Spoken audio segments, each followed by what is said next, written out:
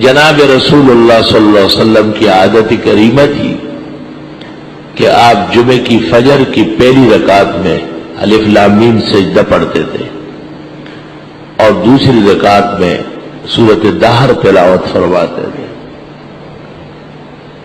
احادیث کی تمام کتابوں میں یہ روایت موجود ہے، بخاری شریف کتاب الجمعہ میں بھی ہے اور پھر فضائل قرآن میں بھی ہے اور سجدات میں بھی ہے،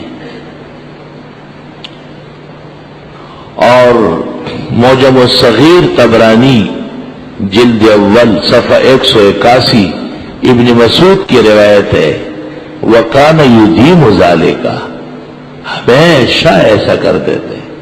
ترک ثابت نہیں ہے، ترک کسی جمعے کو چھوڑ دیا ہو یہ ثابت نہیں۔